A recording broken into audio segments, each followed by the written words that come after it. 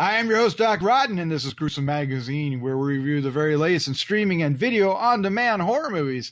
Each week, my co-hosts, Jeff Mohr, Crystal Cleveland, Dave Dreher, and I will take a look at various spooky, scary, and gory genre offerings. With me this week is my co-host, Jeff Mohr. Jeff, how you doing, bud? I'm doing very good, but I would appreciate it if you would refer to me as Bear Raper. I was like, wait, yeah. With out of context, bud, I think you just like everybody's mouth. I'm sorry, I can't help it.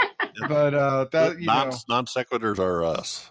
Yes, definitely. But welcome back, sir, from your trip to the West Coast. Yes, and I want to thank you for sharing all those wonderful sunsets from California coast. It was a it was wunderbar. Wunderbar. Yes. And a very exciting drive home as the world fell asunder. Yes, it did. We hopped in our with car. Every mile, right? Yeah, we hopped in our car and left San Diego, and as we drove, heard about the NBA canceling and racing canceling and Major League Baseball and Disneyland closing. Oh my God, Disneyland closing. Yeah, Disneyland was almost too much. I was like, uh-oh. Yeah. The world's falling apart. Anyway, we it was an interesting drive home, but I think we made it. I had 2,000 miles and washed our hands about 100 times, I think. 100 times. Well, yeah. Well, I'm glad you're home and home safe. And, I am too. Looking forward to talking to you each and every week about these great films that we get to review. Yes. Yes. All right. That cackle you hear, and I mean that in a positive way. No, also joining us this week is Crystal Cleveland, the living dead girl. Crystal, how you doing? I'm great. I've been in the house for days and been pretty good. Yeah. So in context, for any of you listening, when this isn't March or April of 2020, we're right in the midst, the thick of it, right, of the coronavirus and all the efforts to social distance and was it flatten the curve? Is that what they're saying? Yes. Yeah. And so, it's a very unique and crazy and often scary time. I'm doing my part. I'm like 1,000 miles from you guys. You are. Yes, 1,000. You really took it serious. No, but so we hope everybody listening stays safe and thank you for listening. Oh, absolutely. Yeah. All right. So tonight we have a pair of very interesting films that are streaming right now by the time you're listening to this to watch. And one of them is called Can't Kill This. And the original title is something that I probably wouldn't normally say on this podcast, but it is fantastic. But Can't Kill This is from director Federico Scargiali, and we'll be talking about that here soon. It is currently available on VOD. And the second film is Transference from director Matthew Ninaber. I feel like I mispronounced that, but I don't know how else you would say it. And it is available VOD at this moment on March 10th, but it'll be on Blu-ray March 24th, of course, 2020. So let's just dive into it, shall we? Shall we just dig in? Sure. Yeah. All right. Let's start off. Let's do it. Let's start off with Can't Kill This. The synopsis for this film goes, a couple of hippies. Now, I'm just going to stop right here and say, I'm in right here, just with that. All you had to tell me was about a couple of hippies. All right. So a couple of hippies are searching for Joe, a longtime friend from the 70s who seems to be stuck in time and never ages a day. Through Technicolor ninjas, bizarre metalheads, shamans, and ancient rituals. Okay, I'm laughing. I'm sorry. I have to stop. The two embark on a journey with no turning back. You were picturing the ritual, right? There's all kinds of things in this movie that I adore. All right, so Can't Kill This. Let's find out what our first impressions were of this bizarre and film that you may not have heard of, and I think we're going to brighten your day. Crystal Cleveland, I want you to start us off. What was your first impression of Can't Kill This? The original title was something that kind of jarred me there too. I was like, oh, that's gonna since we really can't talk about this, big cuss word in it. But yeah, when I first started watching this, I wasn't really sure what to expect, but then you cute little hippie couple that are the epitome of what you think a hippie couple is going to be. They're free love, free thinkers, and they are obsessed with this guy named Joe. It was apparently a man that they had a previous sexual threesome, I guess. Yes, yes. Before. Yeah. Yes, it was. Before. And I guess that encounter just stuck with them. And so basically the entire movie, it's shot like a faux mockumentary. What do they call those? Those well, it's kind of found footage, but not really, right? It seemed like a documentary. Yeah. You know how I think they did say when they met the hunter, they're like, yeah, we're shooting a documentary or something.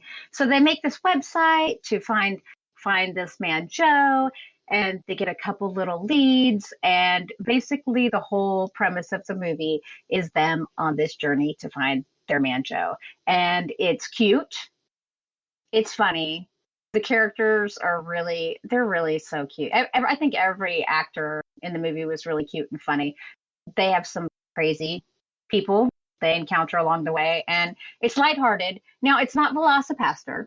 Okay, it's not that funny, but it is very funny and cute and campy. And yeah, I liked it a lot. Yeah, it's very sweet. I'm going to go next, and then I'm going to since Dave is not here, I'm going to go in between you guys here. So I just got to jump in. Yeah, so the bear raper is one of the characters, and Jeff's thanks for complaining that comment. and Jeff's inspiration for all life. We'll get to him, I'm sure. But oh my God, do I love Tony and Casey, who are played by Bill Hutchins and Josephine Scandy. They are my favorite characters in a movie this year. I love them. I love their attitude. I love their, they're so laid back, and I love that Bill Hutchinson's character, Tony, takes everything so to heart. Oh my God. They are literally driving around Europe and England and sometimes in the States, right? In a VW bus, right? The old VW 70s hippie bus, right? Yep.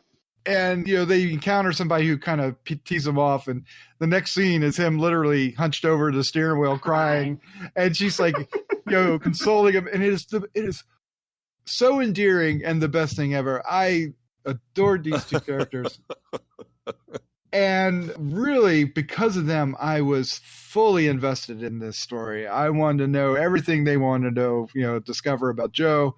And of course, it's not a spoiler because it's in the trailers, but we do get to meet Joe, and he's great too. It's Brutus Selby, weird, right? Super weird, but in a very unique way. And the relationship that they have is fully authentic. You believe it, and the cast of characters they meet along the way that have met Joe and all the stories you hear. This is delightful. I had a great time. When we put this on the schedule, I said, okay, I'm going to enjoy it. This is going to be fun. I think this, but I didn't realize it was going to resonate with me so strongly. I thoroughly enjoyed this. If it doesn't end up on my top 10 for the year, it's definitely going to be an honorable mention that I'm going to want to stop and spend more time talking about. I really, really fell for this. So that's my first impression. Jeff Mohr, what was your first impression of? And I'm getting ready to say the wrong title. I'm going to stop myself. Can't kill this. Yes, can't kill this. Yeah, I like this a lot too. And the same thing right off the bat, we get this hippie couple, and they're hilarious. They're absolutely hilarious, and they're perfect together. Yeah, he's the over emotional guy, and she's a little more grounded and puts up with his over emotional. But God, it was great. And then I think you said the name Brutus Selby. Yes. Joe. There's another thing I found out by digging a little bit, which I thought was very. So Joe was a stuntman in a bunch of movies. Yes. The guy that produced the movies' the character's name was Ronald Goodman. He was played by Nicholas Vince. And Nicholas Vince played the chattering Cenobite in Hellraiser and Really? Hellbound.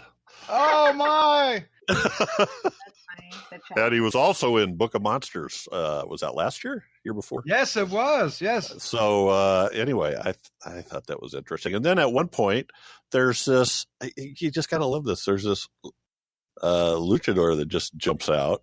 That's been in hiding, waiting for somebody to discover him. For like 9 years or something. Oh, that is so wonderful. Yeah, for like 9 years, he'd been waiting for somebody to come looking for him. And his name is El Perro Calajero, which means the stray dog. I just loved it.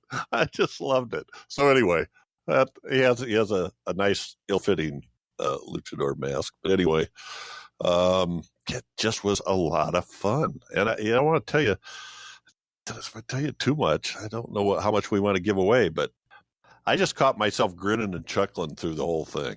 There's a scene where Tony, Bill Hutchins' character, his wife, Casey, is singing a song and he's dancing in the background. Yes, I don't know why. It should have been stupid, but I was laughing my ass off. Because it's so weird and the song is so bad. Yeah. Like, oh.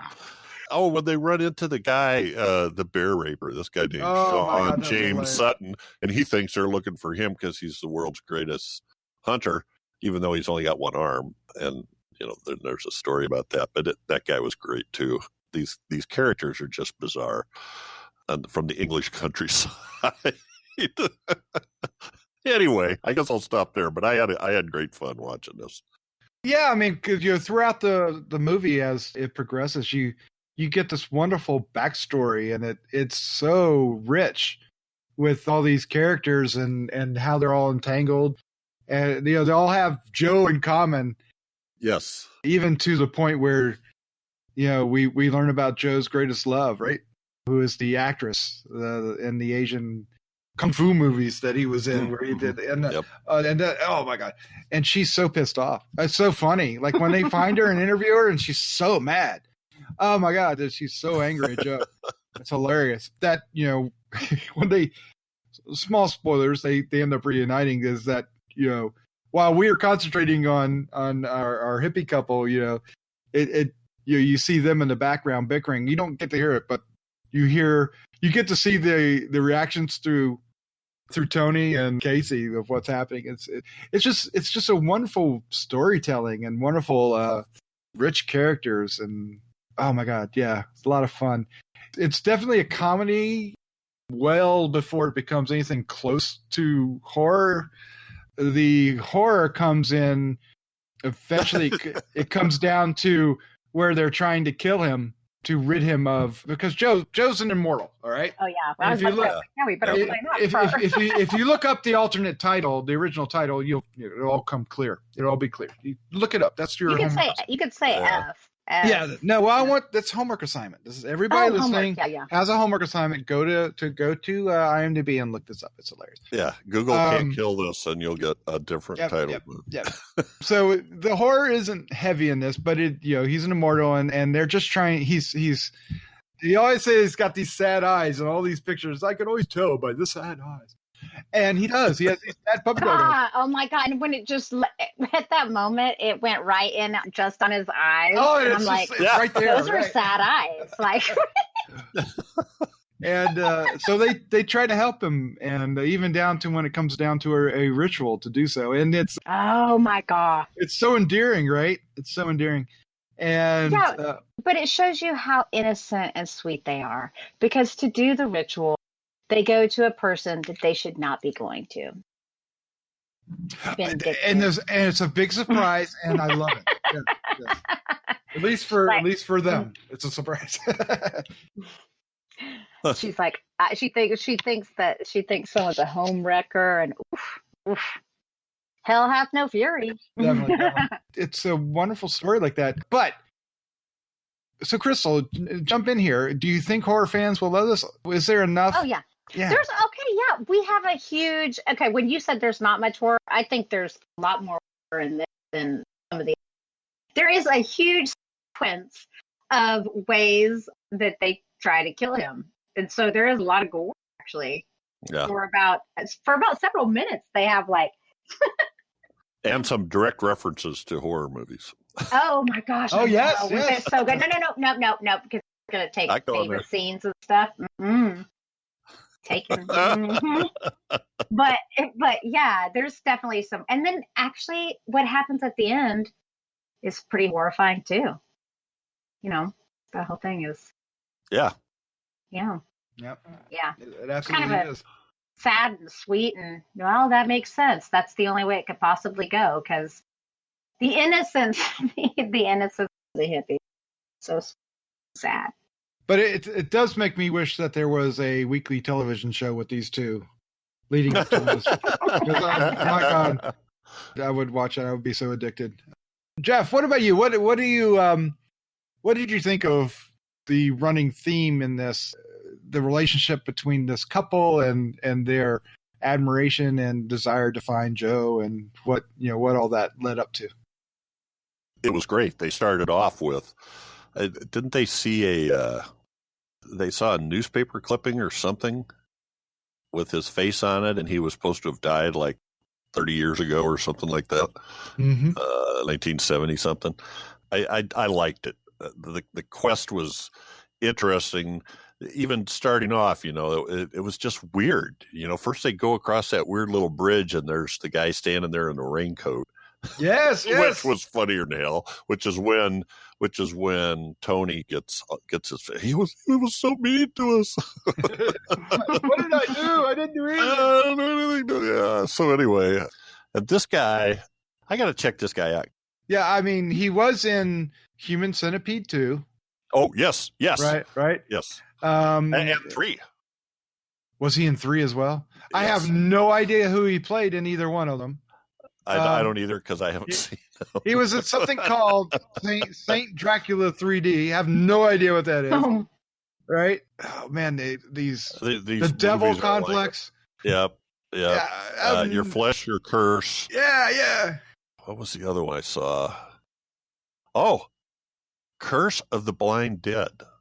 Which right. is post production at this point. Another Blind Dead movie. But what the hell is that? I don't know. But I love them. But you know what? I would love to just sit around and get stoned and hang out with these two characters, because it just would feel like home, right? It just yes.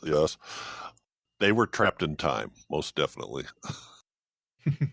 Now, the actress Josephine Scandy, what's her character's name? I've lost it all of a sudden. Casey. Yeah, she was in Slaughter High from 1986. Yes. Wow. Which has one of the strangest covers for it, because it's a skeleton in like a graduation outfit holding an apple that's got a fuse in it, so it looks like a bomb. What? Yeah. I think I saw this film. It had Carolyn Monroe in it as well. Yeah. Hey, whatever. I felt so at home with these two characters that, I really could just hang out with them. Well, they were just so cool, and they seem like they would just be cool with whatever, like they're just go along, get along. That's why they're so sweet, Oh yeah, they embody what I think most people think of hippies. Most definitely. Yeah. I'm talking the dancing, and then he was doing some other weird stuff too. Oh, his little slow-mo weird yoga thing that he did. Oh, I was about to say the yoga. Yeah, it was hilarious because it's like, what the hell are you doing, dude? But keep at it, because it's kind of funny. His whole helmet beard hair was amazing, because the beard went all the way around the back of his neck. I don't know how the hell he did that. And then when it did come down to the ending, I was really, kind of saddened by the ending. Like I really felt for him. Yeah. But didn't you? Okay. But okay. I was like, why do we need to test this out? Why does this have to be tested? Why don't we just let this run its course, and then we'll see what happens? Like, that's the craziest thing I've I mean, obviously the mentality of that is crazy. So I was very sad. But yeah, they were like, well, it worked, right? So let's prove it worked. Nope. Yeah. Or did it?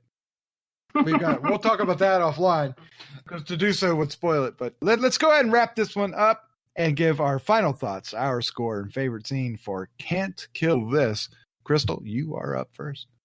So I definitely think people should watch this. It's funny. It's cute. It's got, a nice little horror montage in there. And I'm going to give it a 3.25. And I'm going to say that my favorite scene is the full cheese steak through the eye. Oh, you took nice. Yeah. I was like, when I saw that, I was like, oh my God, that's so awesome. I forgot about that. That was so amazing. Yeah. They did some good ones. Like that whole montage is so good. That's what I'm saying. It definitely has enough horror, I think, but it's funny enough to just be funny and kind of weird. But then it definitely has. Yeah. I love this movie too. I think you can get that from my first impression. This movie registered with me. It spoke to me, and I love these characters. I love the actors playing them. I thought they were beautifully realized. It's like discovering a gem, like opening up a clam and seeing this natural pearl inside. It was amazing. I really thoroughly enjoyed this, and I'm going to give it a 3.75. Oh, nice. I kind of want to give it a 4, but whoa! I kind of want to. I definitely recommend this. I think hey, we're looking for stuff to watch now. Find this, watch it. If you have any appreciation for stoner humor, if even to the point of like Cheech and Chong, you're going to appreciate these two characters. And it was great. My favorite scene, I'm going to have to go with the last scene, the final words, which matched the original title. Spoilers for that, but it just kind of summed it all up and put a pin in it right there at the end. And I'm like, oh man. Oh man! If it wasn't that, I would pick them crying in the beat. And it hurt because that was so funny. Because that was the first time we realized how much of a softie he was. With that, Jeff, what is your final thoughts? Your score, favorite scene for Can't Kill This? Yeah, I definitely think this is worth checking out. It's not your like in your face kind of humor, but it's I don't know. I just caught myself chuckling and laughing. I don't know. One guy says he's called the Bear Raper, isn't that? Yeah, that's pretty much pretty fun. Yeah, you're right. Another time he says we found his foot over there, his head over there, and his penis was right here. It was small. Yeah. That's why we knew. Oh, okay. That's how we knew it was his. All right. So I'm giving this a 3.5.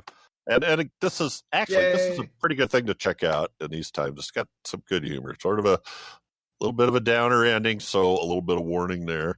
Crystal took my first favorite scene, so my second favorite scene is going to be their encounter with the Bear Raper, played by Sean James Sutton. I thought that guy was hilarious. He was. Oh my God, so funny. I knew people kind of like this back in the day. The fact that they're like that 50 years later is just hilarious. Yeah, oh my goodness, yeah. And you mentioned Sean James Sutton as the Bear Raper as being great. You mentioned Nicholas Vance earlier. When he comes in as this character, this director, he just embodies that character to the fullest. Yeah. He is such a chauvinist. He's such a he embodies without being too on the nose. But yet he embodies what we've come to envision that particular stereotype as, given the recent movement. And I thought he just nailed it. And like you said, the Silvio Pollo who plays the luchador is it's just full of characters. Just everybody about him. Yeah, and even Joanna Thea, who plays Jasmine, the voodoo princess lady. Mm-hmm. She has probably as many credits as anybody in this, except for maybe Bill Hutchins. And she's delightful too. She has to play it with a certain aspect to it. So I don't know. Yeah, I agree with you there, buddy. Yeah, that's a director's first feature, so well done. Yeah, it literally fell in our lap from the director, and I want to thank him for letting us do this. It was great. Yeah, pushing it our way. All right, let's move on to our second film, which is Transference. This is from director Matthew Ninaber. The cast includes Matthew, Tony Nash, and Jeremy Ninaber. It sounds like it's a family affair. Brothers. Yeah, they're brothers. Yep. It was released on VOD March 10th, 2020, coming on Blu-ray March 24th, 2020. It is from Epic, right? Epic, guys. It is Joshua must protect his twin sister Emma, who possesses supernatural abilities, and keep her safe from an unstoppable secret agent hunting them for an experiment in a classified government program. Holy cats. All right. Let's find out what we thought. Jeff Mohr, you're up first. What was your first impression of Transference? This is normally the kind of movie that I like a lot, but I don't know exactly what was missing for me. So this is basically, we have this brother and a sister, Joshua and Emma, played by Jennifer Lloyd and Matthew Ninaber, and they have some sort of psychic powers. And it's hard to tell exactly who has what powers at first, and there's some kind of weird connection between them. Joshua has Emma locked in like an underground bunker where he's keeping an eye on her, supposedly to protect her, because apparently she can't control her power, whatever that is. We see flashes of things, and these are like right at the beginning. And there's flashes of these newspaper articles. So I don't think I'm really giving anything away, but there's like 30 some suicides in some hospital, and brother and sister survive accident with their father or something like that. So we know the father was killed. I don't know how much to say about this, but for me, I usually love stuff like that. But for this one, it was the first time I watched it, I was completely confused. I just couldn't get a handle on what happened for sure. And after a second watch, I'm maybe a little less confused, but still not exactly sure what happened. I thought the idea was interesting. I think all the parts are there, but for some reason it didn't grab me. I was a little lost with what is sort of, I don't know, for lack of a exact word, you could call the dream sequences, or maybe they were hallucinations imposed. I don't know. I think the seeds of a really good science fiction horror film are here, but it didn't quite work for me. Didn't quite grab you by the boo-boo, huh? Yeah, that either. Okay, all right. Let's find out what Crystal thought. Crystal, what is your first impression of Transference? So actually, I kind of liked it. It was a little confusing. It does kind of play with some dream-like states. It's kind of hard to tell at points what is happening between the brother and sister duo. Yes, like Jeff said, they clearly have a connection.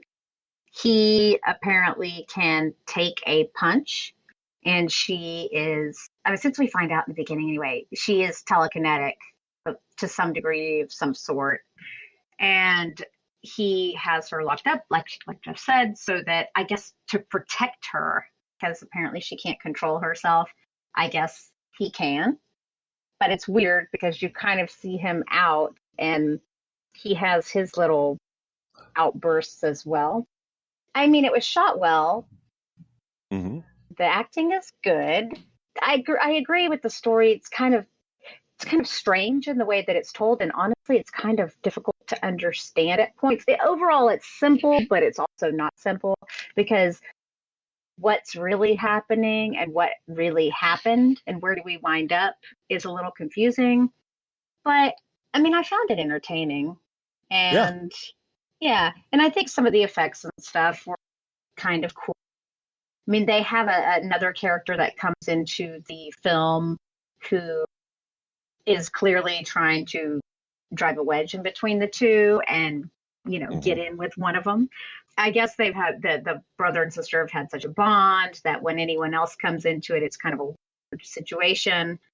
Not the best movie I've ever seen, of course, but I mean, I think people will find it enjoyable. I think people would like it. I think there are some things that maybe could have been a little less confusing, and maybe that would have made it, maybe that would have helped a little bit with part of it, because you literally do go back and forth from thinking one person is here in the quote unquote, I don't know what this, I guess it's like an asylum, or I don't know, hospital or whatever it is. It's not really a hospital. It's just where they've, been keeping her. Or is it someone else? Or, yeah. But overall, I liked it. Overall, you liked it. All right. I omitted Melissa Joy Borger from the list of the cast. You thankfully, Jeff, you mentioned her in your description. So let's give her some shout out, because she plays Emma, one of the two leads. Yeah. So yeah, tell me how good is she? Well, I thought she was really good. And looking, doing a little background research, this is her first credit in IMDb. Oh, so this is a phenomenal job. Yeah. Oh. She does some good stuff, because she has to play somebody that's kind of damaged and sometimes screaming and sometimes in shock, and she does a really good job, I thought, and sometimes really fierce. So yeah, she does a good job. I think all the actors do a pretty good job. And I'll go along with Crystal in that I was never bored. I was following along and trying to figure out what was going on, but in the end, for me, there was a confusion between. Mm-hmm. No, I know exactly what you're talking about. Yep. Was it dream sequences or hallucinations or alternate realities, or what the hell was it? I do think there was something about how the two of them gave each other strength. Right. Yeah. Because there was like when he'd get in those boxing scenes, it seemed like he'd get the crap beat out of him, or the fight scenes, he'd get the crap beat out of him until then he sort of, I don't know, she appeared in the crowd and then he would suddenly become better. But he couldn't be hurt either way, right? He'd get the crap beat out of him, but he didn't have any marks on him. And yeah, he could take a punch. That's Joshua, played by Jeremy Ninaber. Yeah, Matthew played the father, actually. The director plays the father in a flashback scene. Mm-hmm. Oh, and let me tell you, the cast is very attractive. I think the entire cast is very pretty. Like, I was like, oh, everyone is just good looking in here. Like, literally everyone. So, that's a plus for a lot of people. Okay, there you go. Well, Crystal, the original title was Transference, Escape the Dark. Does Escape the Dark, is that would that help this movie? Or is it confusing? Okay, all right. Transference is better, because it doesn't make any. I mean, I do understand the transference part, because it's clearly about what's happening with the brother and the sister. But really, like Jeff said, it's the end where you're confused because you wonder what has been happening the entire time. Let's just say these two kind of live in their heads in a way. Kind of interchange or meld or something. Is that what you? Yeah, it's so. Some of it is like what is actually real and what's not real comes into question, and it is not. It doesn't make the ending doesn't explain it for sure. So you're kind of left to wonder, and I mean that's okay. I do think it could have been. I think had they had a little bit more cohesiveness toward the end, I think it would have been a much better movie, actually. I mean, it started off pretty simple, where you thought you knew what was happening, and I think they tried to make it into this stranger thing, and they didn't really need to. I love telepathy movie, like Scanners and all that sort of stuff. I love this stuff. This, that, and with the dude trying to come and and I, of course, you kind of knew what was going to happen with that guy, right, Jeff? Didn't you know when that guy came? You're like, oh yeah, that guy's no good. No good, Nick. Yeah, and he does a good job acting. And I wish I could tell you what was his character's name. Oh God, doctor. I don't know. Yeah, there isn't that on there. It's not, and he doesn't have a picture. I think it is Malcolm. I'm just trying to guess here. While you're figuring that out, let me ask a question because unfortunately I did not see this film. If you are listening, you probably figured that out. It's described to have, in the description, you're expecting a secret agent to hunt them down. And that, again, that makes me think of Scanners, like you said, or Firestarter, similar like movies.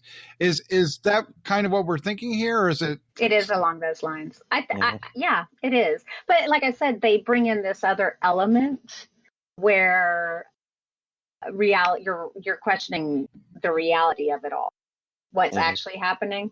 And so that's where I think had they left that off, I think it would have been more successful. Do you think so, Jeff? I think that would be, because I agree with you. It gets very confusing. Yeah, or tipped it off just a little bit more.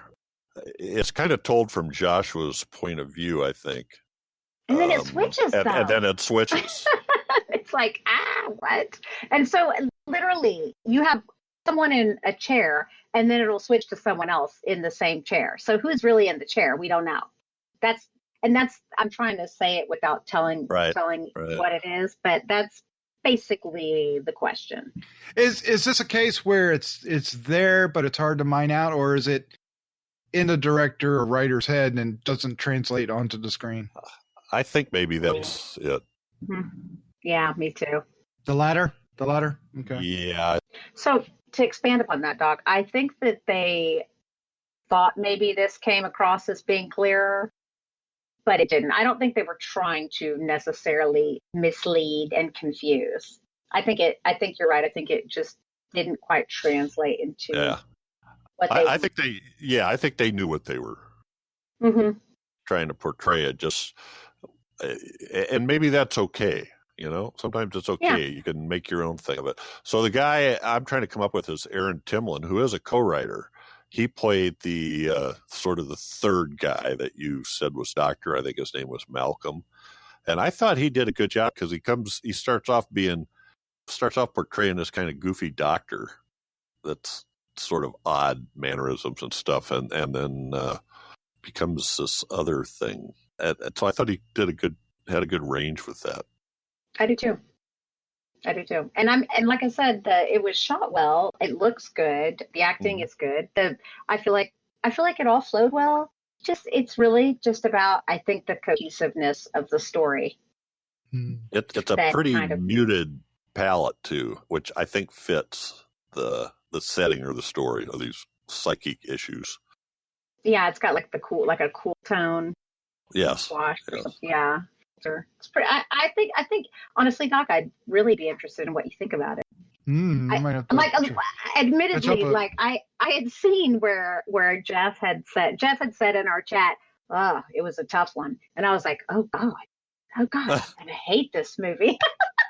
I know, because Jeff hated it. Oh, yeah, because this is the kind of film that's like, Jeff's gonna love this. This is right up his alley. Yeah. I wanted to.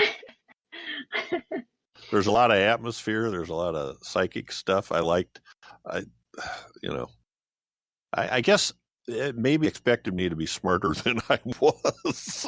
No, it was confusing. I think that the whole thing is going to be confusing for everyone. But like I said, I really enjoyed it all because of what the subject matter was. I am kind of coming up with an idea as we're talking, but I don't want to puke it out and spoil it. So. Yeah. Sounds like stuff for the show notes, right? Yes. Or comments back and forth after you've seen. Yeah.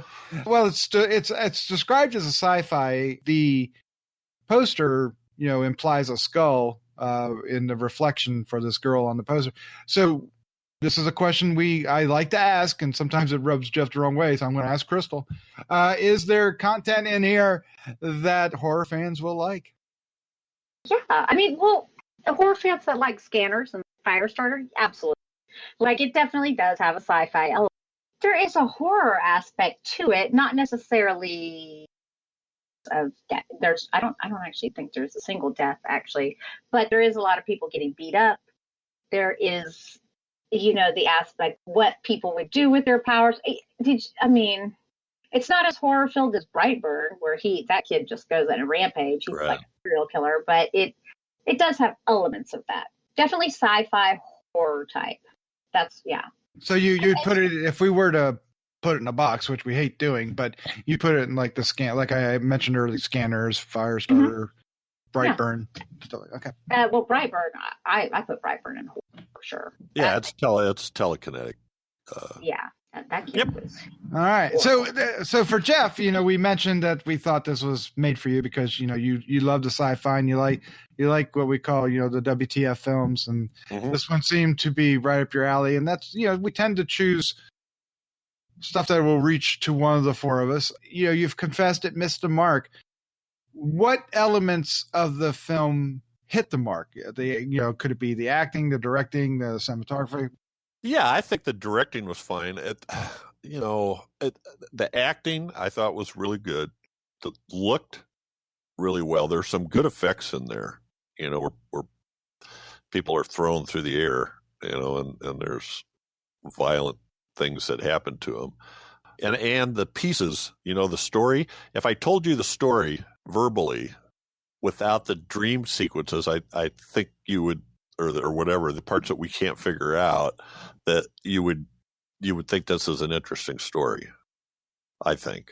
We're not sure who's got what powers, how strong they are, who has control, how much control do they have, what is this other guy trying to do? He's got some powers too. We don't know for sure what those are and what his objective is.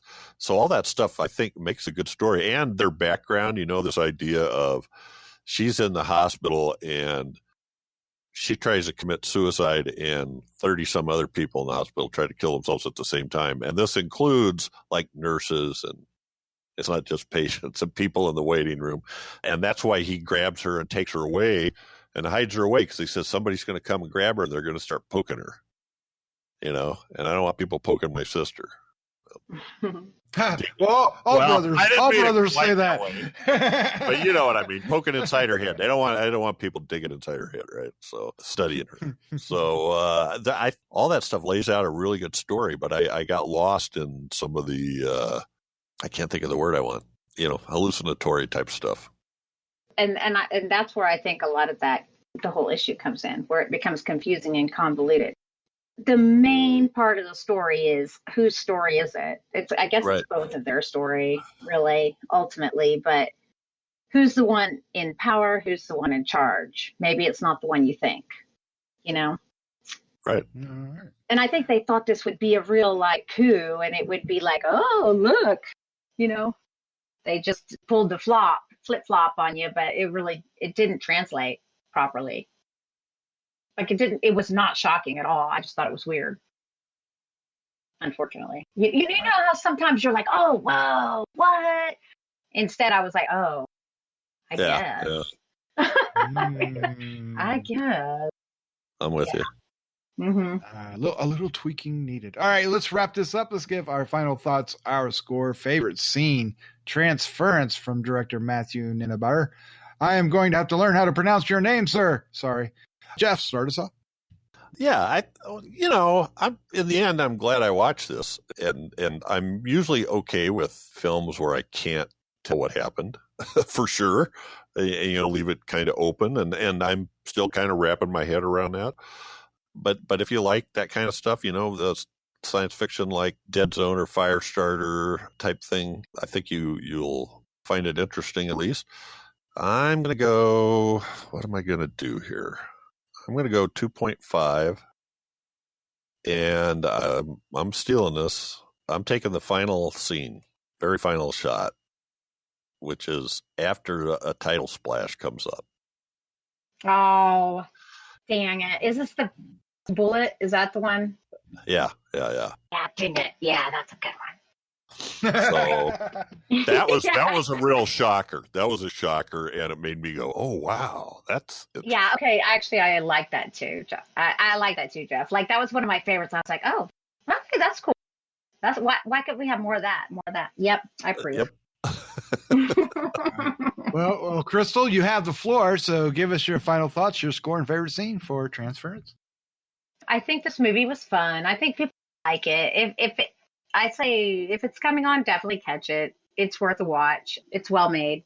I'm going to give it a 2.75. And Nice. of course, I had that bullet. Of course, that was one of my favorite too. I was like, oh, that's fun. That's cool. Of course, that makes sense. I guess my favorite scene. I mean, there are a few pretty good scenes. I guess the brother runs into a motorcycle rider and they have a fight when they first kind of meet, and he kind of throws him back. I guess the fight with the biker, quote unquote biker, would be mine, because you're like, who is this? What is this? What's happening here? That's kind of fun. Well, and we totally left her out. There's another character played by Jahan Hashim named Amanda, who kind of starts a relationship with Joshua. With the girlfriend? But because was it real or was it Memorex? We don't know. There's a saying. Yeah. All right. Well, there you go. That's our review for Transference. We also reviewed Can't Kill This. Both of them, as you're listening to this, are likely available on VOD. So search them out as your discretion advises. For my money, well, since I already saw Can't Kill This, I'm going to have to go with that. But it sounds like from our scores, that's the winner for tonight. Well, they're both winners. Everybody's a winner. Everyone's a winner. Everybody's a winner. I feel like You're a winner. Yeah. She's a winner. What's the saying? Condescend much? All right. Sorry. But anyway, there's our review for Can't Kill This and Transference. Both are available. Check them out. If you want to give us some feedback, we'd love to hear from you. Feedback at gruesomemagazine.com is the way to do so. You can go to Facebook and join our Facebook group, or you can go to gruesomemagazine.com and leave comments on the blog post under the show notes. We'd love to hear from you. Did you see these movies? Do you want to recommend other movies? Anything that you want to have offer, we'd love to hear from you, and we thank you for listening. All right, Jeff, Crystal, thank you so much for joining me tonight. Hey, thanks for having us. You're welcome. Good to have you. Like, You're glad we could work it out. Yes. Oh yeah, in our quarantine. So somebody starts singing some, Carol Burnett, right? We're so glad we had this time together. I'm sorry. Oh my God! Wait, is that on her show? Where she scratches her booty or something? And her nose, her ear, what? Yeah. Oh yeah, she pulled her ear, I think. Pulled her ear. Yeah, that was a signal to somebody. I forget what the story is for that. But anyway, digress, shall I? All right.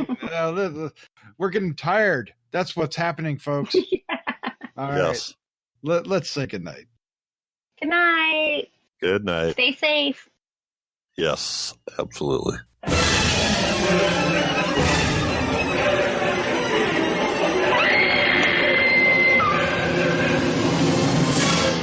Gruesome Magazine.